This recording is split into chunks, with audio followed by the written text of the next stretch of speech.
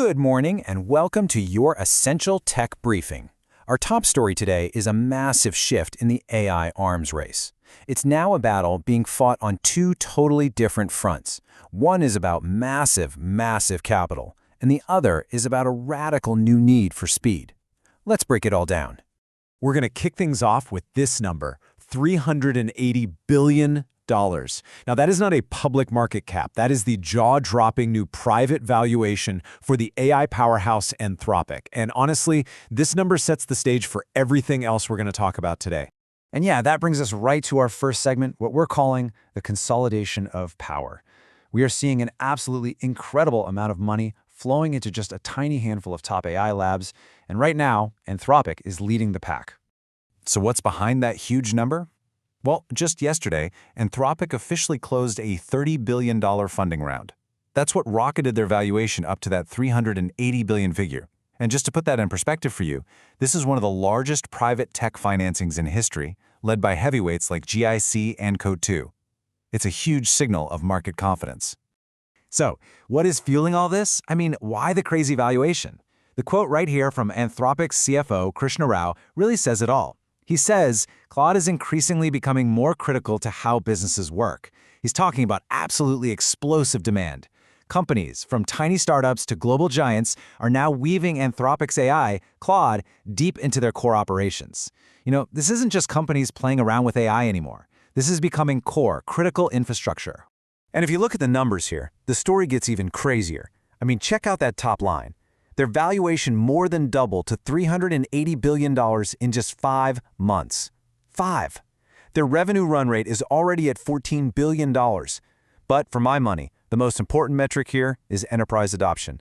8 of the Fortune 10 are now paying customers. And get this, the number of clients spending over $100,000 a year with them has grown 7-fold.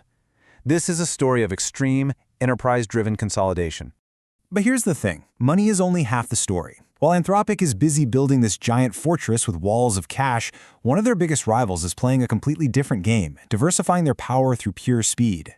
And this brings us to a really critical development from OpenAI that's challenging the entire hardware status quo. And what this does is it sets up this absolutely fascinating split in strategy. On one side, you've got Anthropic scaling with capital, building that massive compute moat.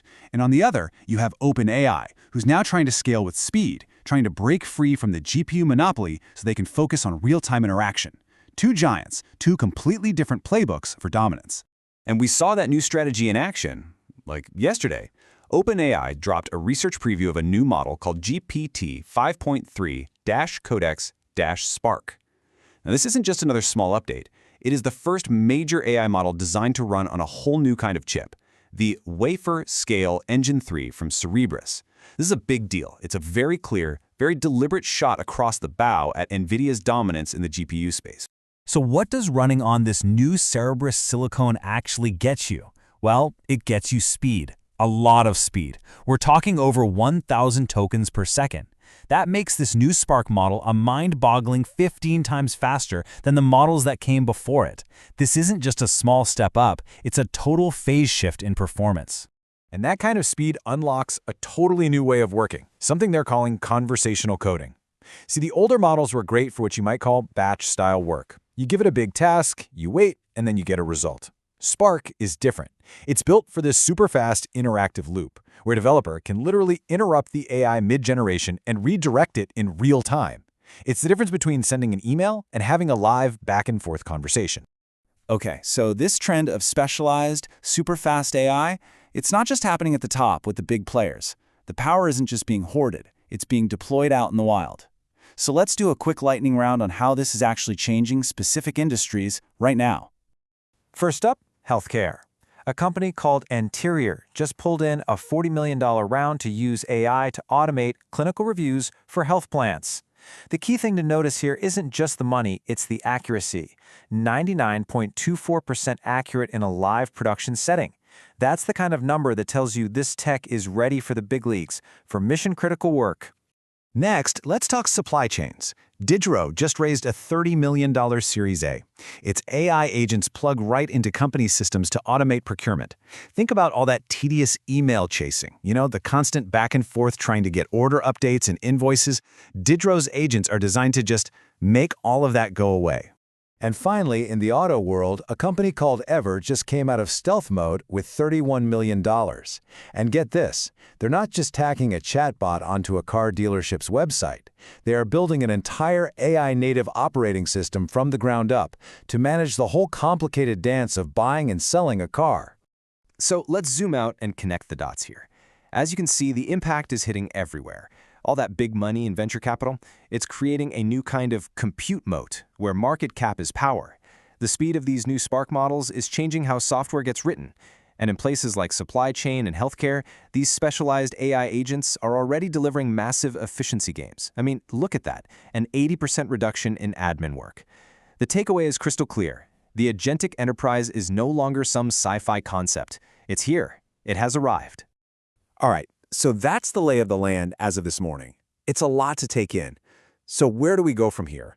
Let's wrap up with a quick look at what all of this means for the immediate future. Here's what's on our radar for the next 24 hours. First, OpenAI is officially retiring older models like GPT-4o today, which is going to push all their users onto these newer, faster systems. Second, all eyes are on NVIDIA. How are they going to respond to OpenAI making a major move with a hardware competitor? And third, keep an eye on the rise of sovereign AI.